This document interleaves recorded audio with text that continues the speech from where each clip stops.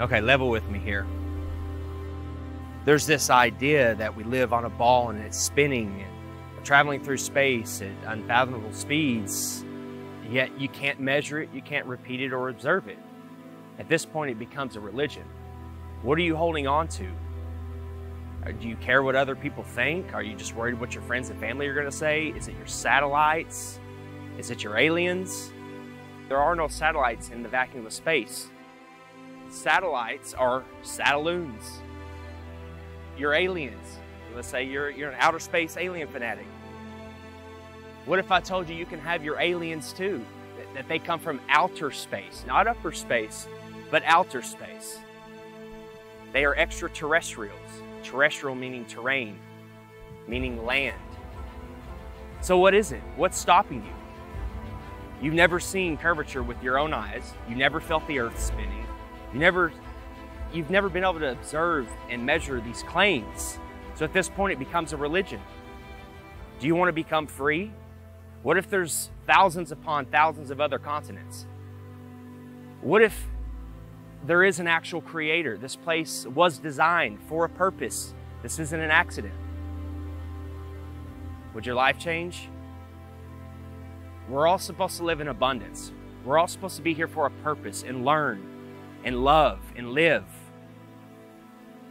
Being on a ball from an accident of a big bang, evolved from monkeys, that's no way to live. That's no way to perceive life. You're an accident. You have no purpose. What's stopping you? Look out here. There's no curvature. 120,000 feet, 30,000 feet, it's nowhere to be seen. Where's the curve? It's time to pay attention. It's time to wake up. It's time to become free.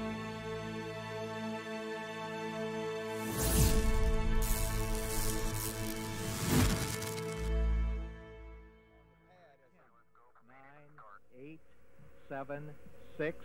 We have main engine start. 4, 3, 2, 1, and liftoff. Liftoff of the 25th Space Shuttle mission, and it has cleared the tower. On January 28, 1986, CNN watched the Challenger launch live on the air with its viewers. They and the other media outlets told you that the astronauts died in the explosion. But as always, there is an agenda behind every mainstream headline. This morning, it looked as though they were not going to be able to get off. 1 minute 15 seconds. Velocity 2,900 feet per second. Altitude 9 nautical miles. Downrange distance 7 nautical miles. Looks like a couple of the solid rocket boosters blew away from the side of the shuttle in an explosion.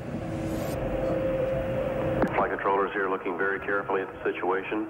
Obviously a major malfunction. We have a report from the flight dynamics officer that the vehicle has exploded. Today is a day for mourning and remembering. Nancy and I are pained to the core by the tragedy of the Shuttle Challenger. We know we share this pain with all of the people of our country. This is truly a national loss. The 7 NASA astronauts supposedly killed in the 1986 Challenger disaster did not die in the explosion and are quietly living out their lives in the US, with many of them hiding in plain sight, using their same names and working at high levels in the same fields they worked in before the disaster, according to explosive evidence uncovered by investigators. We've located 6 out of 7 of them.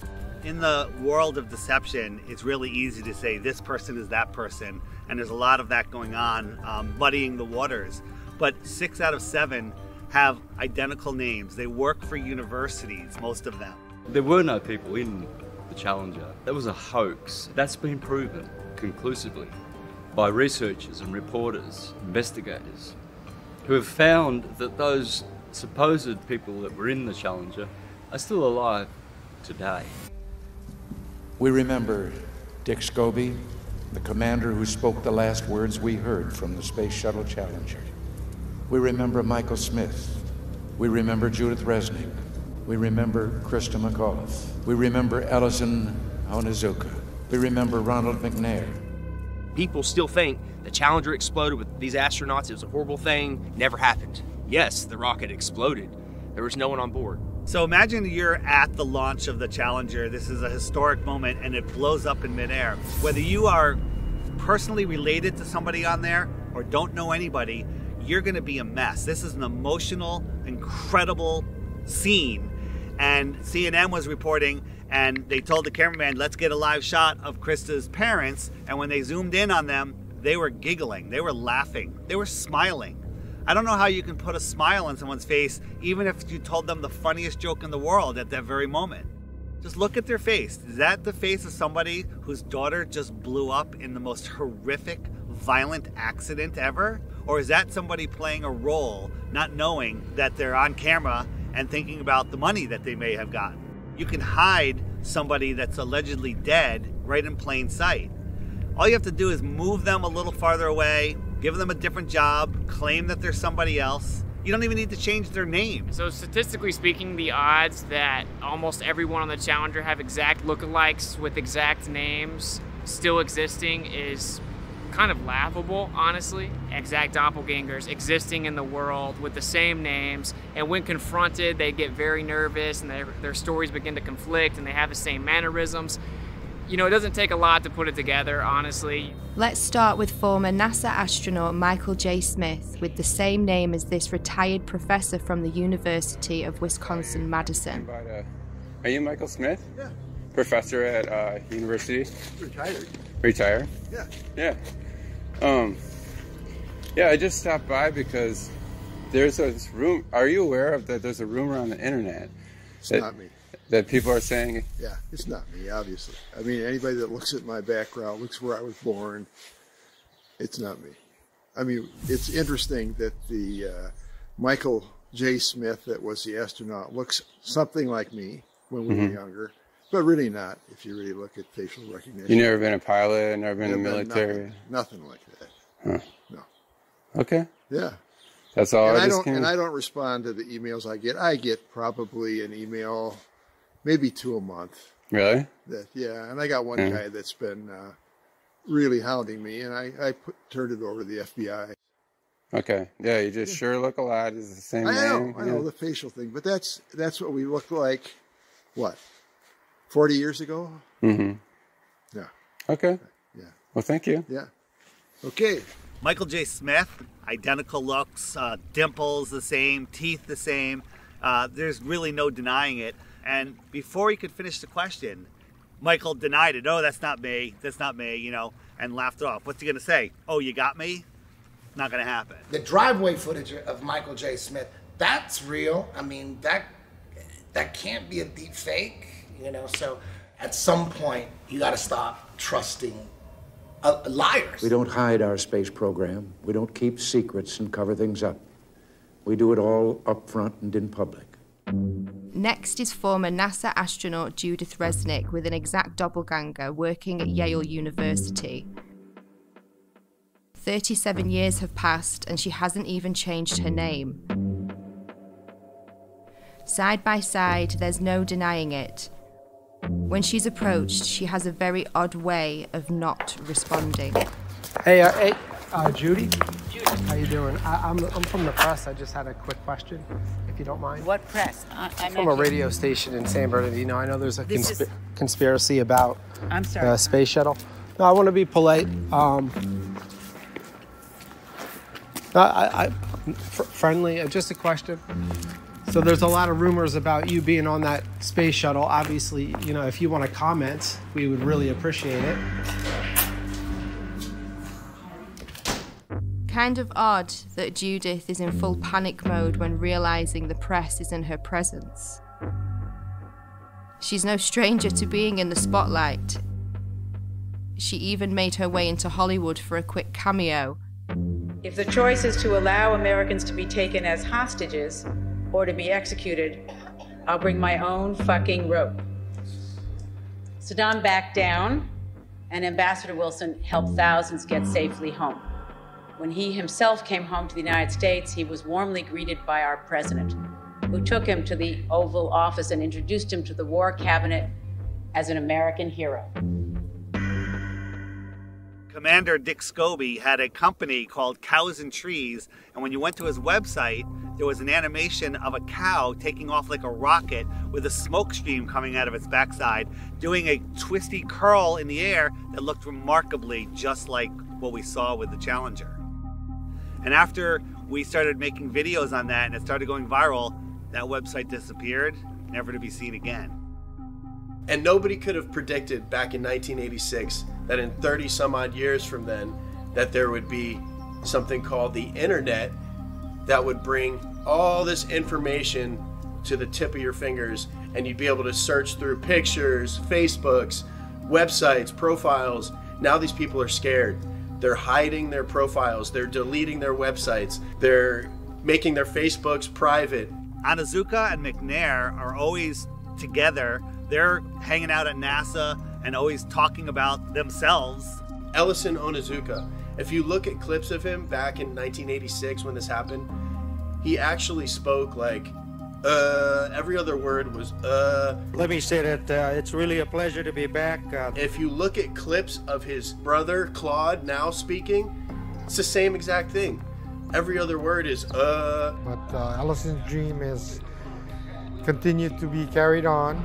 I think we got some... we're very fortunate that I think we're ready to go fly. Thanks for being out here today. His brother just so happens to be the spokesperson for the Challenger tragedy. Why aren't there any pictures of his brother back when this happened? Why didn't his brother speak at the funeral? Use your head. Former Governor Ariyoshi, who has a story about a picture that survived the Challenger disaster. Ellison Onizuka came to see me one day, and he wanted a family photo. And he wanted to take it up on a Challenger, and he's going to bring it back, inscribe it, and autograph it. But that Challenger accident happened, and I felt very sorry to lose Ellison. But I didn't even think about the photo. I thought everything else must have been destroyed completely. About 2 months later, Lorna Onizuka called me and told me that they found in the water, NASA found the personal preference kit of Ellison Onizuka. And she said there were 2 things in there. One was a monk's prayer, and the other was his family portrait. So I told her, oh, then it must be in terrible condition because the astronauts, the big bang up and the ocean in the water for 2 months. She told me, no, it's in perfect condition. I said, I'm going to bring the picture over to you and present it to you. And then in the meantime, NASA got the picture and they put this together for us. Ronald McNair conveniently has a twin brother named Carl McNair who looks exactly like him and is at a lot of the events now, but was nowhere to be found when the explosion happened. Krista McAuliffe was a fairly new teacher, just 3 years at that school. To get her story planted, all of these people, the parents, the astronauts, everyone involved that you saw, are crisis actors. Essie was at the Cape in the stands to see Tuesday's launch, a sight that she says still haunts her. Why didn't I leave too? But I thought, no, I want to stay and see it. And as she read Mike's invitation for the launch, Miss Hesse said that she doesn't know if she'll be emotionally ready for a service like that in his hometown. Since I won't be able to see you all in person, let me say thanks for coming and have a great time. And I hope you see a good show. George Bush Sr. hand-selected the teacher, Krista McAuliffe. What are the odds that 30 years later, there is a professor at Syracuse University with the name Sharon McAuliffe? I still can't believe that I'm going to actually be going into that shuttle. It just really doesn't seem possible. Krista McAuliffe was asked if she had any fears about her space shuttle flight. People really feel that space travel is safe now. It's not that earlier feeling that, oh, it's going to blow up or something's going to happen. Right at this point, I feel that I'll be okay if I go up. Well, where's Jarvis? How come you haven't located him? And the answer is, he could have died of natural causes, a heart attack, a car accident, 3, 4, 5 years later, and it would never be reported. The reason they did it was a psychological operation to justify not doing manned space flights anymore and to pull on your heartstrings with an emotional cover. So if you dare question it, then you're immoral. And then when you look into it, you find out, of course, that you have all these people still existing in the world. So basically a government version of witness protection for NASA. Our nation held a vigil by our television sets. In one cruel moment, our exhilaration turned to horror. We waited and watched. They were waiting and watching. When they saw the explosion, there was confusion. Was something wrong? The principal and teachers weren't certain either. Then it got very quiet as the horror of it began to register. Besides the trauma-based mind control and putting children through that trauma, and also it reinforces their model. It reinforces their religion. Look, this terrible thing happened. We're trying to go to space. We're trying to explore for science. But oh, look, all those people died. But at 1 o'clock, school was closed. It had to close. I felt as if my whole body blew up inside when I saw that. And I can just never be as shocked as I am now. Seeing it with my own eyes, it really just scared me. Some astronauts blow up in a rocket. What does that do subconsciously to the average person?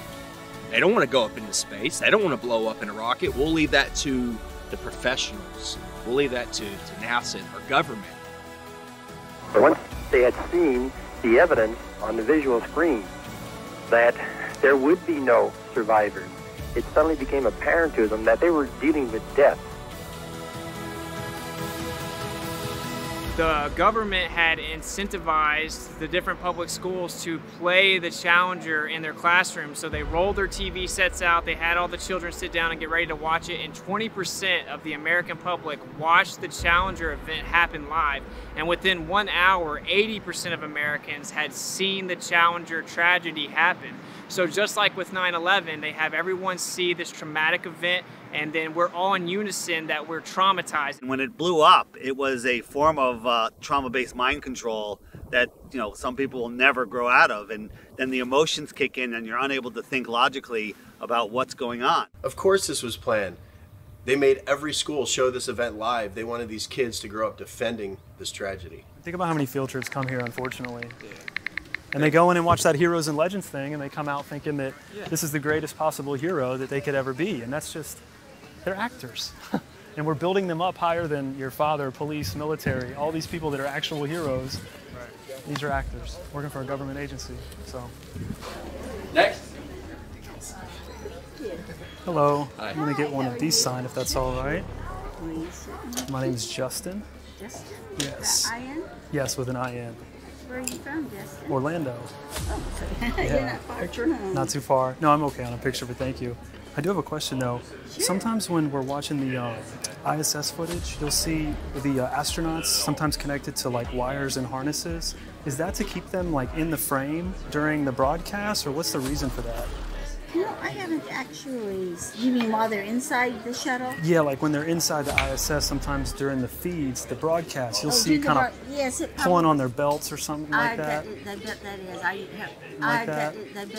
I have not personally seen that. Oh, really? But I know that they try to be still when they're doing talking to someone, and then they usually try to release and do like a flip at the end or something like that. Because I've seen the flip before, and it almost looked like a foot was caught like inside something, but there was nothing really there. It was really strange. I didn't know if there was something to kind of like hold them in place or something. We never had anything like that, but they may have learned over time that it was hard to stay still, and they may have come up with something. Did you ever think the public would find out that all the spacewalks were filmed underwater? Thanks, sir.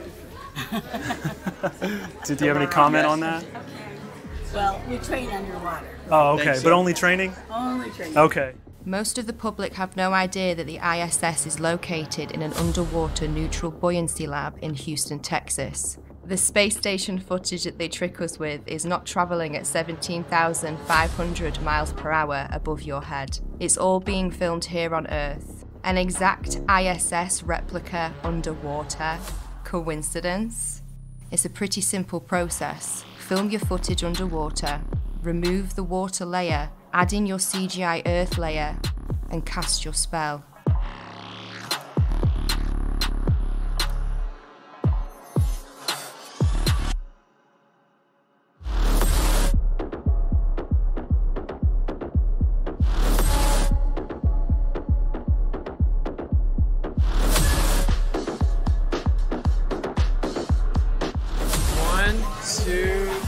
Bubbles in space.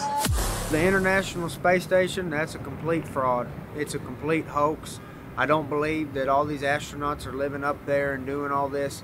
Every single time that they do some type of live demonstration, you can see some type of faulty wiring, some type of glitch. They're literally being held up by strings. Green screens, wires, CGI, augmented reality, all sorts of issues. Think about this.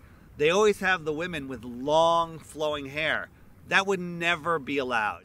They literally spray hairspray in their hair to make it look like their hair is floating in zero gravity. The International Space Station, brought to you by the same guys who faked 6 moon missions. Yeah, I believe that. I don't know exactly how they're videotaping themselves. They could be on one of those zero-G planes and, doing it all in there. I'm not sure how they're doing it, but I don't believe it at all. It looks like a bunch of green screen fuckery. I don't believe that at all. The space station is a serious place.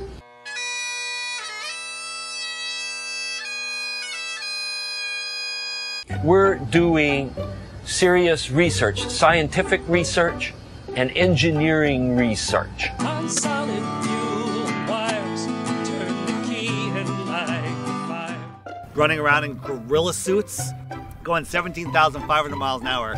There's supposedly micrometeorites, other satellites up there. They could die at any second, but they're running around playing with water. They're always playing with water, claiming to grow lettuce. And I love this video because it looks like animation, like something that somebody made, but it's actually real footage from the space shuttle, just sped up just a little bit. And this is a little video. It's about 4 minutes long here. So there's the space station. I love that this is not animation. This is film taken by a shuttle of the space station. And so this is real. It's not animation. Now this looks like animation, and I'm very proud to know that it's actually real film. It's not a video game. People are living there. I know this looks like animation, but it's actually really real. I love this video because it looks like animation. It doesn't look real, but it is real. People can watch all these fuck-ups and trickery by NASA and all these other space agencies, and all that goes out the window because they see a little light in the sky, and it's the ISS. Oh yeah, that's the ISS. That's all the proof they need, and everything else goes out the window. The view will still be A-OK out there, and all you need to look for is a bright light in the sky that will be moving, and that'll be the space station. I've seen the light go from horizon to horizon. There's many problems with that light. First, it's as bright as the sun. It's really bright. How is the ISS reflecting that light as bright as the sun back to me the whole way across? Is it made of mirrors? Is that mirror following me? Right? How would somebody 10 miles away see the same reflection? Because it can't reflect in all directions. It's going 17,500 miles an hour. For 12 minutes I could see it. So what is it? I was in communication with a NASA whistleblower, and he says that they have 5 B-2 bombers that they've remodified with some parts of them are transparent material, with a thin metal struts that you really can't see. The bottom was overlaid with LEDs to match the color of the sun, and they use them in their base. 2 of them are in Alaska, and I forget where the other ones are, and they take turns doing these flybys.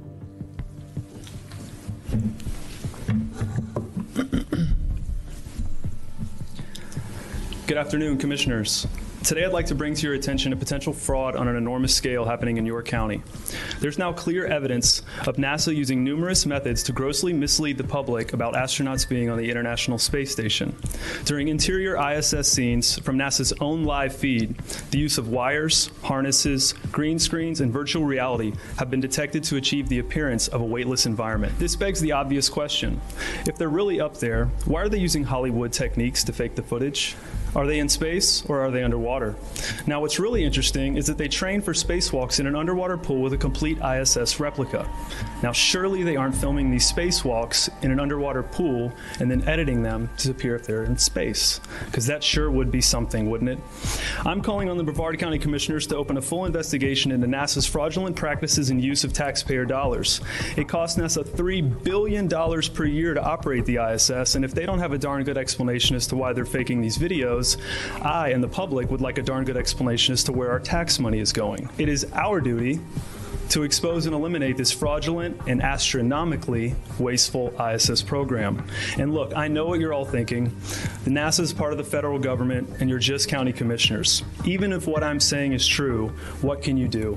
But let me remind you, not only is this happening in your county, as public officials, you have the platform and the ability to make a statement or hold a press conference, alerting the public, state, and federal authorities to investigate further. You have the power to start the conversation. I look forward to the day that $3 billion annual budget is put towards our veterans, our homeless, maybe some of that mental health stuff the young lady just spoke about, and the revitalization of Brevard County. Flat Earthers pay attention. We're paying attention to NASA. We're paying attention to SpaceX. Most people aren't, but yet they'll defend it. They'll defend it. They have no idea the Earth's supposed radius. They have no idea how far the sun is supposed to be according to NASA, 93 million. They don't know. Like, how far is the sun? Like, I don't know, a couple million miles, I don't know. They have no idea, but they're defending it to the death. You know, once you start paying attention and have an open mind, pay attention.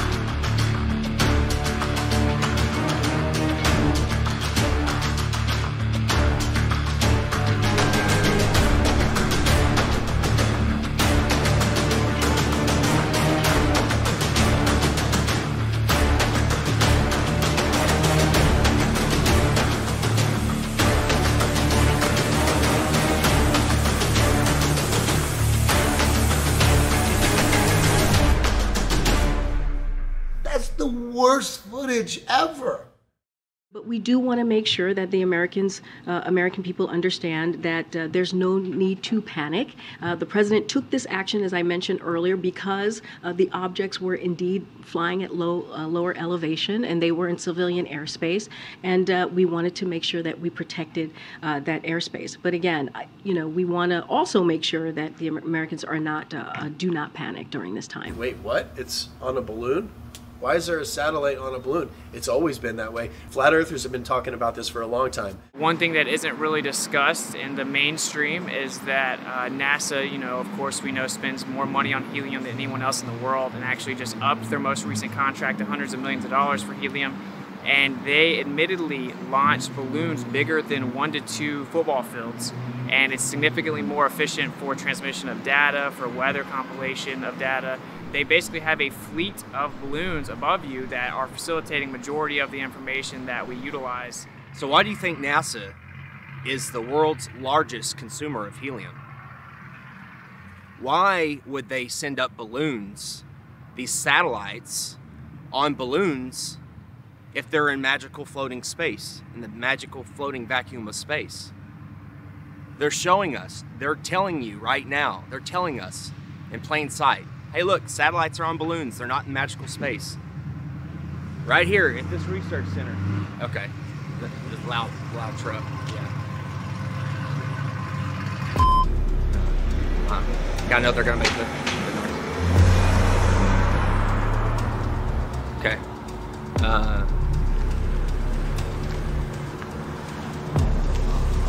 Howdy. I was just doing some filming. What? Oh, just anything we can see. We're just doing a documentary on the balloon launches and all the cool stuff. Yeah, we're independent journalists. Don't we film me? Oh, well, I mean, we're in public. There's no expectation of privacy. Well, we tried to call them. They said they weren't doing any tours. Yeah, they said we weren't doing any tours. Hey, of course, you got to do your due diligence and make sure there ain't nobody out here potting shit. Yeah, well, I get it.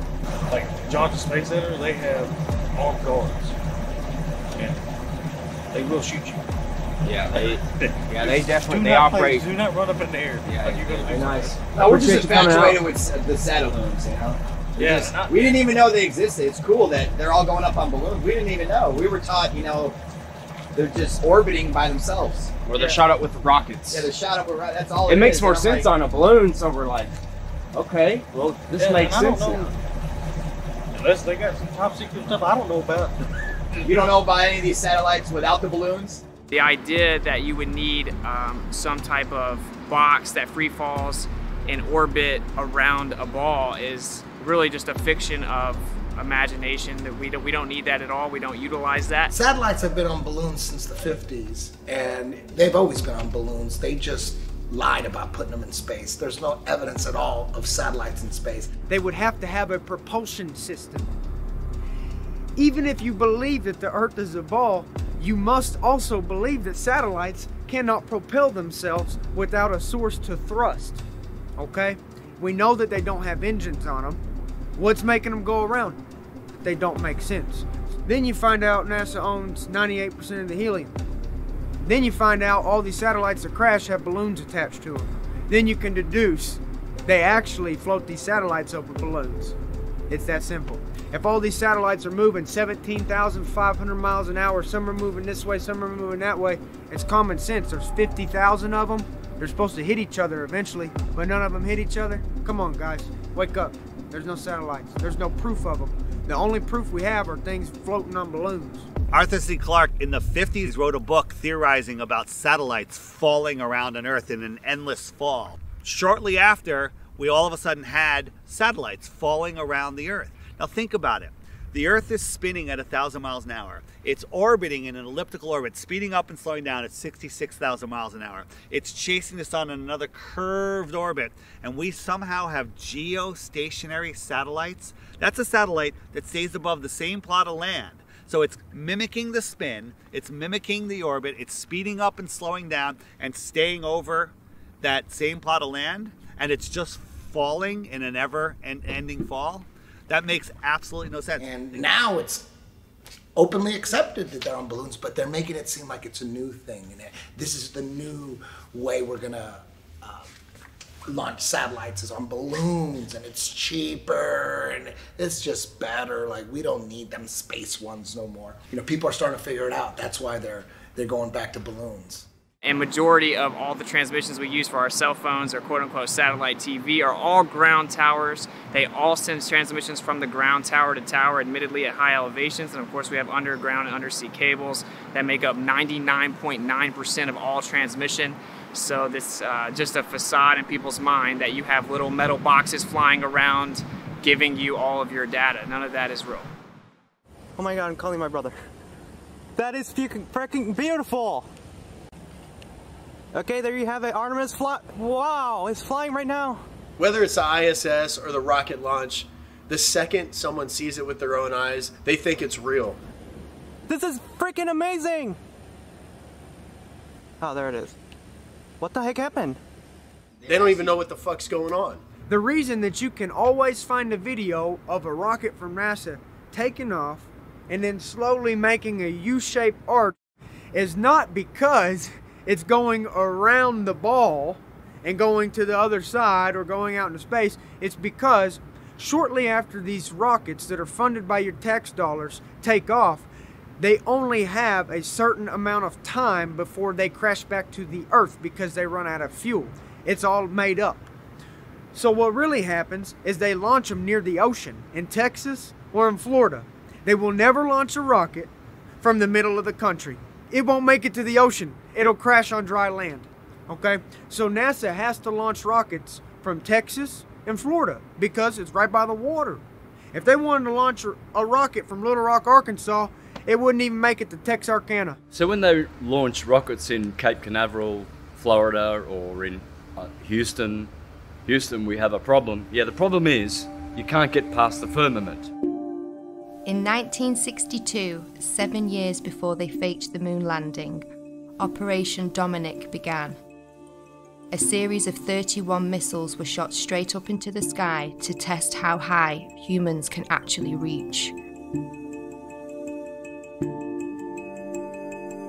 They quickly figured out, not far at all. It seems that whenever they were shooting these missiles up into the sky, they were actually interacting with different layers of this plasma field or this electromagnetic phenomena, and it seems to have fluid-like properties. As it actually hits a certain portion of this force field, if you will, it begins to disperse and seek equilibrium based on the impedance of the electromagnetic layers.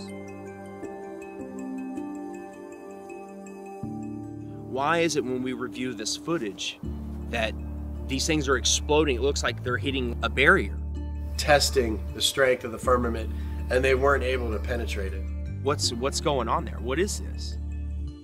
In my opinion, I think that they were trying to find a way to possibly get out. There's a firmament above us. So everything is as above, so below. Obviously, many people are becoming aware that there's a firmament above that many people are now starting to realize is impenetrable. No matter what you do, you can't go straight up in the air and keep going. An interesting rocket launch was the amateur Go Fast rocket. They gave us something that NASA and SpaceX never gives us, an uninterrupted feed from their camera. If you watch a NASA launch or a SpaceX launch, there's 4, 5, 6 cuts before it even clears the launch pad. Gave us an uninterrupted 72 miles, I think. Went up, and all of a sudden it went kerplunk, it hit something. It went up, and it appears to have hit the firmament. One thing I really want your generation to embrace is that the Earth is a closed system. We cannot leave the Earth. There's no place to go. There is water surrounding us in all directions, including directly above us. We now know that there's something called superfluid that exists. You could have helium-3, and it could actually offer full electromagnetic propagation perpetually without any impedance. Based on the things that I see, such as Crow 777's lunar wave observations, I think that there is clearly a fluid-like medium above us. The waters above in ancient astronomy, which was the same science as astrology, except one was more theological and one was more secular, they taught that this was called the crystalline sea. And in the book of Revelation, it speaks about the crystalline sea. It's the 9th heaven. The waters above, it's firm. I think the evidence is pretty overwhelming that there is a fluid-like medium above us.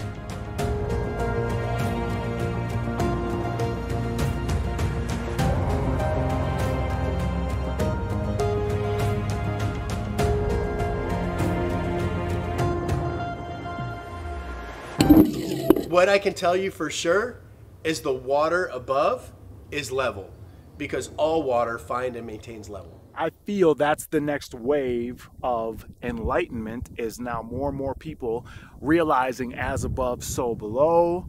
And the only way we can get above or below is to go within and tune our frequency to that of which surpasses and passes through. Who knows, maybe there is some kind of firmament, and we're underwater. We could be underwater. Maybe there's water above the firmament and then water down here. That could possibly be why the sky is blue, because behind it is the firmament which holds back water.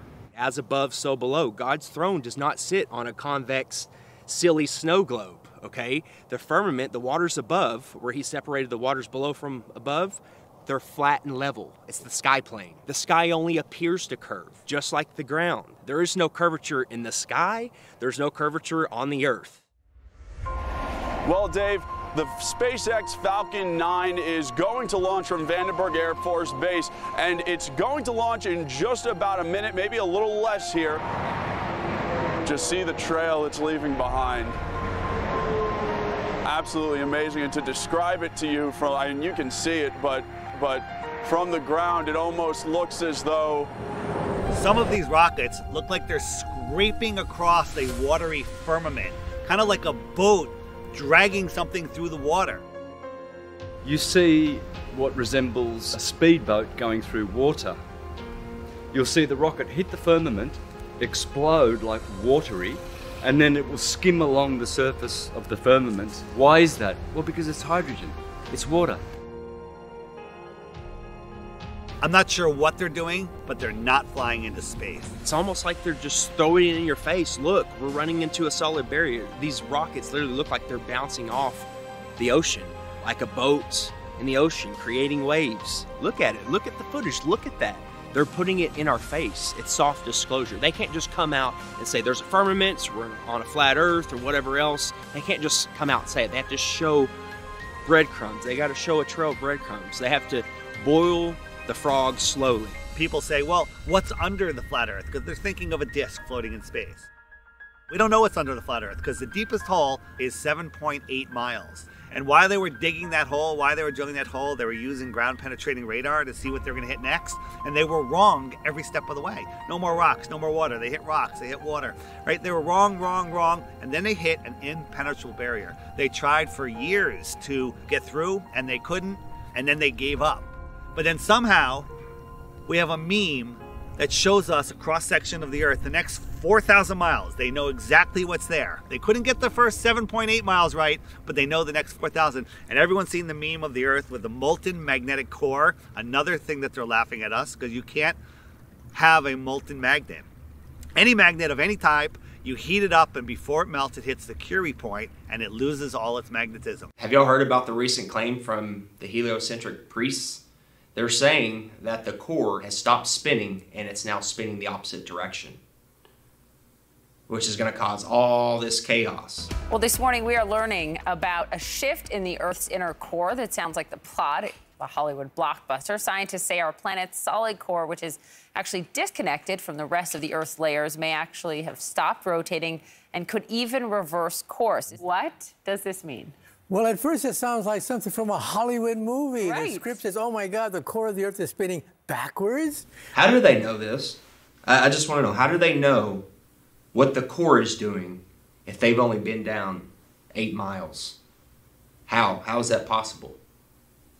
We've only, as humans, dug down a maximum depth of 8 miles. How do they know what's 3,000 miles down? Makes no sense. So if you look at a magnetic field on our ferrocell, you have something called the inertial plane or the block domain wall. That would be where we reside. We live within a magnetic field. And you can only go so far down before you're actually going to have the reciprocation of that energy or that magnetic field. We know the deepest hole ever dug is around 7.8 miles, which seemingly correlates to the deepest area in the ocean, of course, the Mariana Trench. So the way that I see it is you're actually living on the inertial plane within the magnetic field, which actually then begins to make all celestial phenomena fit perfect within the toroid.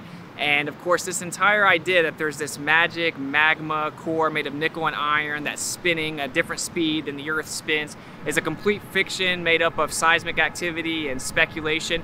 And actually, when you look further into that, they say that that causes the magnetic field with something called convection currents. You have the geomagnetic field from the geodynamo model, and actually you would have a symmetrical magnetic field coming from the core. As it is a sphere, you would have the same magnetic field in the north and the south. But what the evidence actually shows is that it is not symmetrical at all, and in the south the magnetic field gets up to 30% weaker. There's something called the South Atlantic anomaly, which shows that it 100% is not some symmetrical dynamo effect causing the magnetic field. If you actually look further into the dynamo model, there's about 50 questions that have gone unanswered. They can't even get the math to work with supercomputers. It's pure speculation that they can't get to work, and it seems that actually we are just prohibited from going too far down based on pressure mediation within a magnetic field. There was a famous scientist that sent a submarine down and hit the bottom of the ocean and wasn't able to penetrate the bottom of the ocean, as if there was some type of water barrier firmament.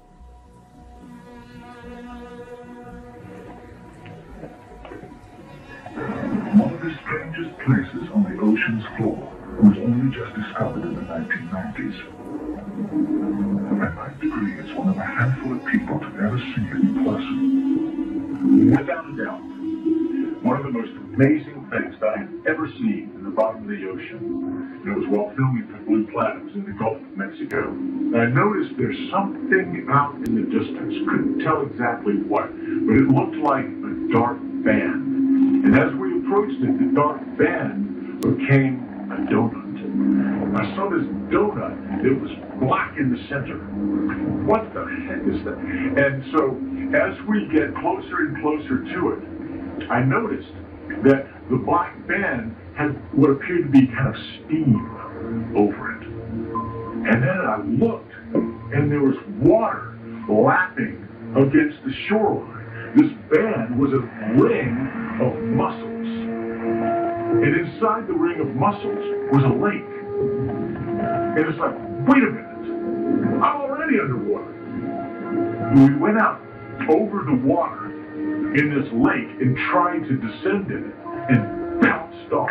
It was so super saline and dense that the submarine couldn't go down in it. We literally bounced off, and as we bounced off, we sent ripples heading back to the shoreline. It's because of the firmament. It's firm. What I believe is that this is a plane and everything vibrates, and ultimately we have to become masters of vibration to work through the dimensions of this plane. This is the third dimensional plane. So this physical,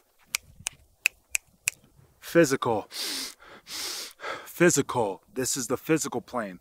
Now, if we close our eyes and we envision something, our brain doesn't know the difference between a thought and actual reality.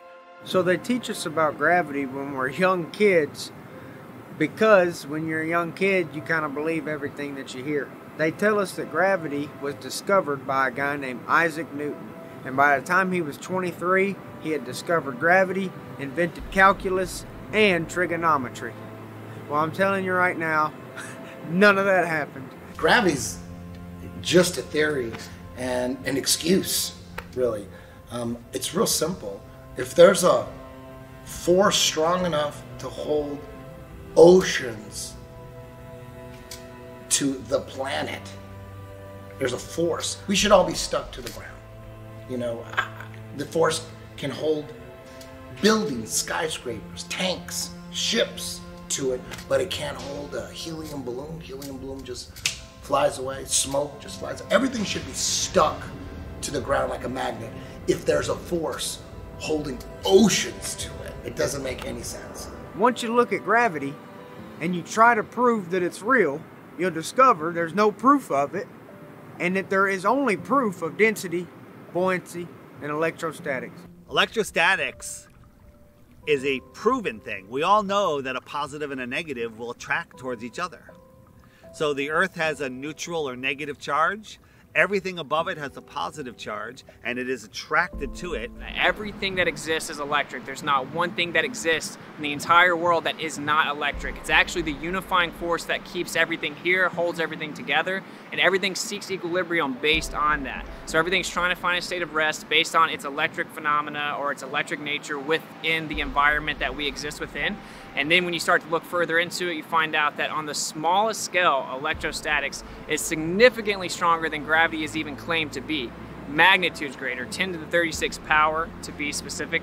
So everything, simply put, everything that exists is electric. Everything that is falling to the ground or not falling to the ground is seeking equilibrium based on electrostatics. We can actually test this. We can use something called a corona motor, and whenever we manipulate electrostatics, we can make things levitate. We can make things go up or down, and we can actually change how fast they go down. We can also manipulate the weight of an object simply by manipulating electrostatics. And of course, that's how science actually works, is you do an experiment that shows you what the cause of the effect is, and you can manipulate electrostatics and cause the effect of downward acceleration, commonly referred to as gravity. Of course, I've never seen a test that manipulates space-time, and you will never see that. It doesn't exist. Everyone thinks that the reason things fall is because of gravity, but actually everything that exists is electrostatic. So whenever things go to the ground, they're seeking equilibrium, so they go find their balance on the ground where their charge disperses or spreads out in through the ground.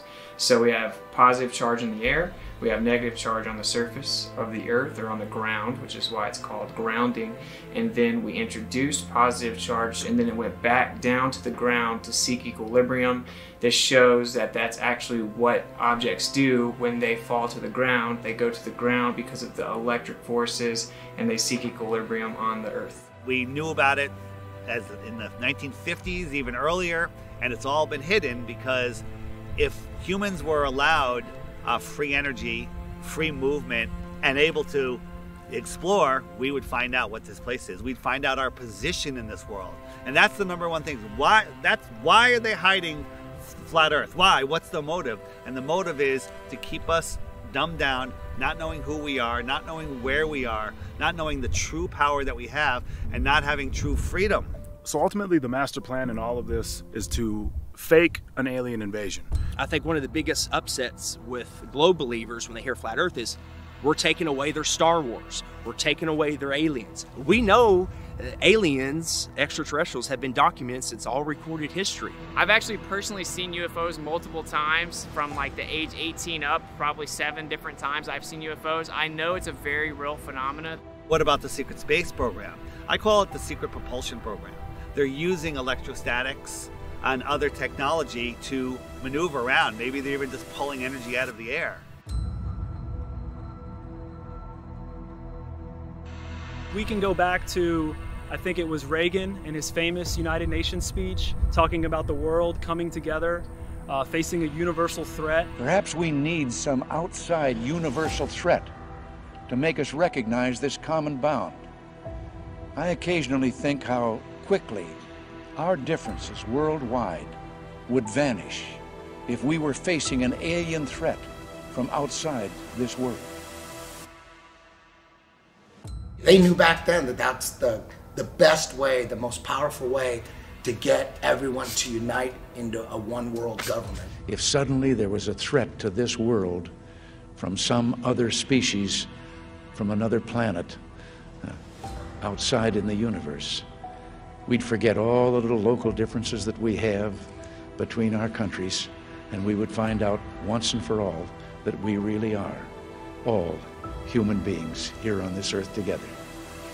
Well, I don't suppose we can wait for some alien race to come down and threaten us, but I think that between us we can bring about that realization. We did secure some footage of the flying disc in the hangar. The code name for the project is Keep, and it has been designed for humans to fly.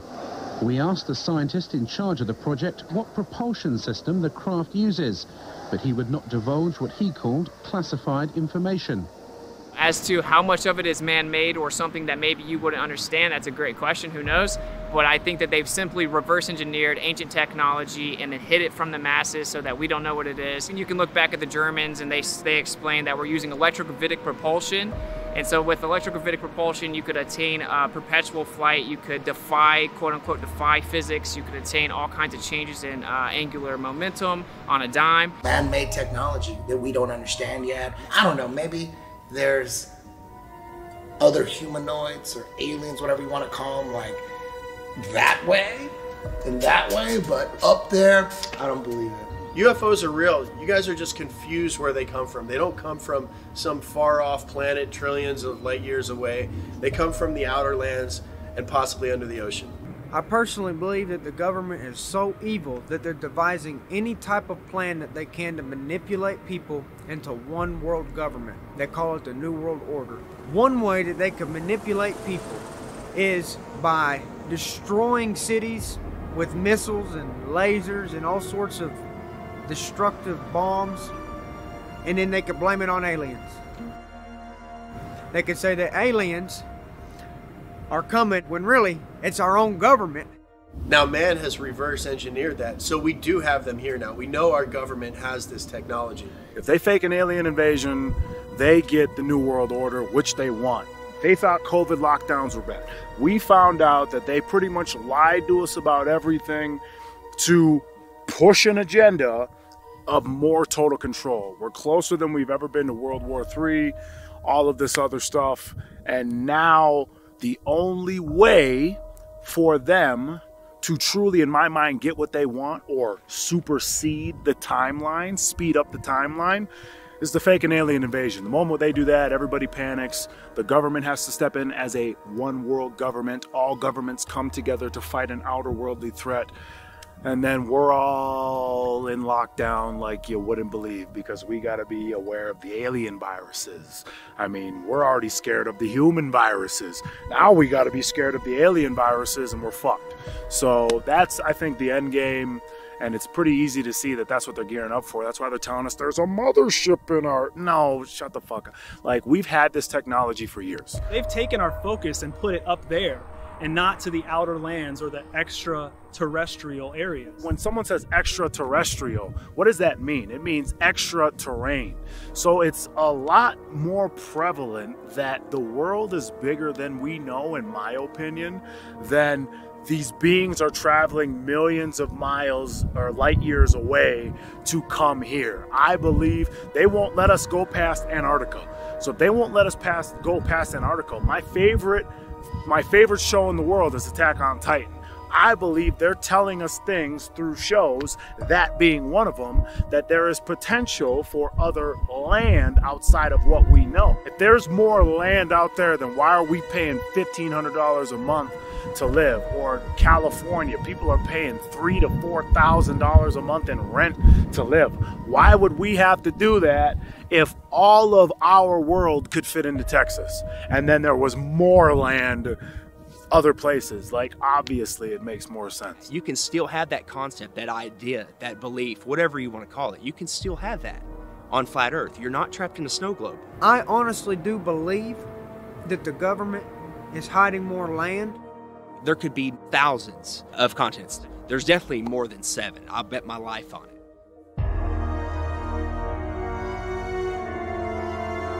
Relax. This is only a visual concept, although this is scientifically possible. They have advanced aircraft that can do incredible things and move incredible speeds, but it's for here. It's for exploring this world, not scientifically impossible outer space. Little green men running around, abducting people, that's the Hollywood mainstream narrative. There are underground caverns, there are underground cities, deep underground military bases, DUMBs, there's all kinds of networks under the ground. Think about all the underground bases. Think about the millions and millions and billions of dollars that go into black budget projects and that is a whole nother industry. NASA, nobody knows what NASA does. Regardless if it's a government hoax to instill fear and control and take away our rights, if it's Project Bluebeam, just know that these crafts are not coming from outer space in the magical vacuum of floating balls. They're coming from outer space, not upper space. They're coming from outer space. The extraterrestrials are coming from outer space. So just know they're not coming from up there. There's a firmament. They're showing you on the daily, rockets bouncing off of it like water. They're showing you on the daily. They're not coming from up there. They're coming from out there. So I've recently come across information from someone inside the military that as early as 1992, they were able to attain the ability to do holography or holograms with acoustic holograms, electromagnetic manipulation, just utilizing light, as you know, for very realistic holograms in any size or proportion that you can imagine with the entire spectrum of dimensions. So I would just encourage anyone that does begin to see this activity in the sky to always keep in mind that it could be simple hologram technology used to manipulate you emotionally to get you to be in a state of fear. Of course, we've been warning people about that for over 7-8 years, that Blue Beam was given to us as a warning via the Secretary of Von Braun, that will be their last card. He would repeat to me over and over, and the last card, the last card, the last card would be the extraterrestrial threat. Well, at the time, I kind of laughed when he said asteroids, and when he said extraterrestrials, I knew I wasn't going to deal with that subject. And now we hear on the news just today, this week, that they've slid in another enemy. Only this time we're going to protect our satellites. In other words, we have to have some reason to spend these trillions, to waste these dollars on a space-based weapon system, and they're all lies. A lie. A spin. And Wernher von Braun was trying to hint that to me back in the early 70s and right up until the moment when he died in 1977. What he told me is that there's an accelerated effort in place. He didn't mention a timeline, but he said that it was going to be speeding up faster than anybody could possibly imagine, and that the last card that was being held was the extraterrestrial enemy card. The intensity with which he said that made me realize that he knew something that he was too afraid to mention. He was too afraid to talk about it. He would not tell me the details. I'm not sure that I would have absorbed them if he had told me the details or even believed him in 1974. But there was no question that that man knew and had a need to know, I found out. The look in his eyes made it clear to me that he knew that there was something going on that was a big secret that he could not divulge. That'll probably be their last card. I think that's where they're heading.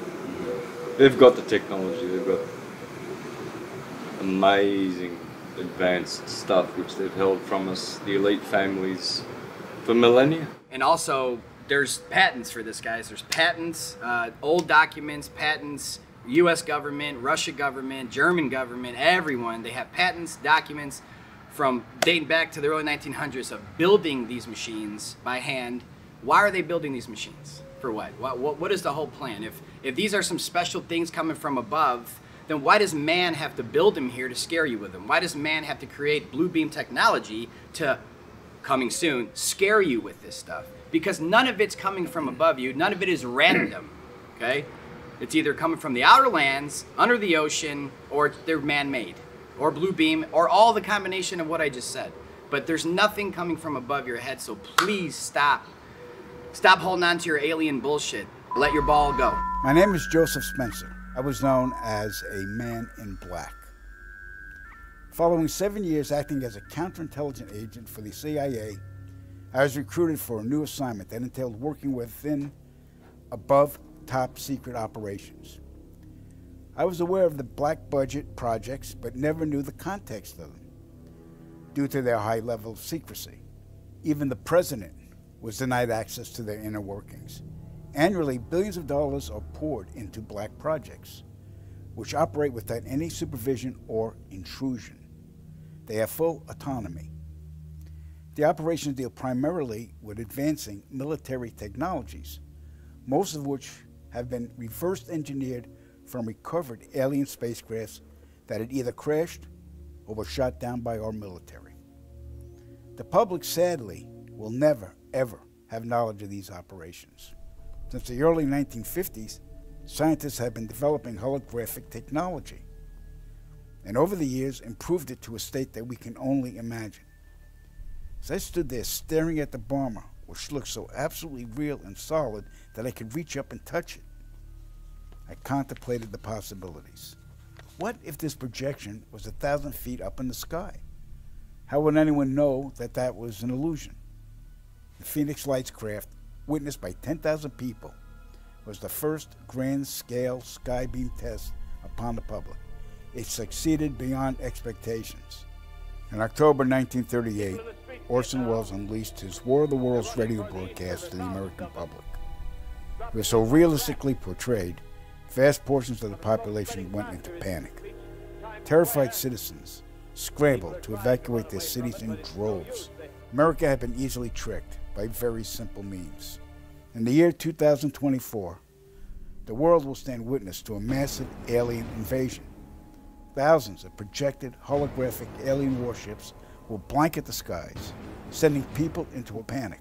Real military crafts within the holograms will inflict actual damage to the surrounding areas to sell the gimmick.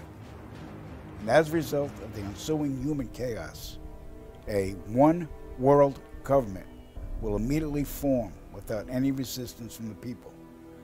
They will be the new world order. Once this happens, we as a people will be doomed to enslavement and accelerated depopulation. With that said, the only hope for human salvation is to acquire and spread the knowledge of these activities and agendas. Resist, retaliate, then conquer this imposing enemy. The time is now. The time is now. The time is now. Take a ride on my plane, things will never be the same. Remove the programming inside of your brain. You gotta open your eyes and look at the horizon. You can feel it inside. I'm gonna make you realize that you are not an animal spinning on a waterfall. Is that what you really thought? Come on, level with me. Yeah, level with me.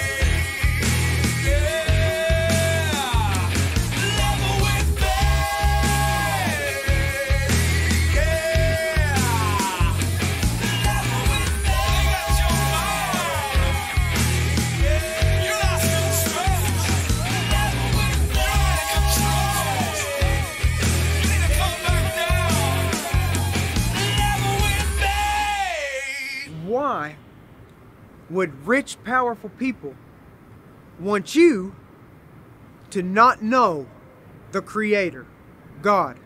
Because a man of God cannot be controlled.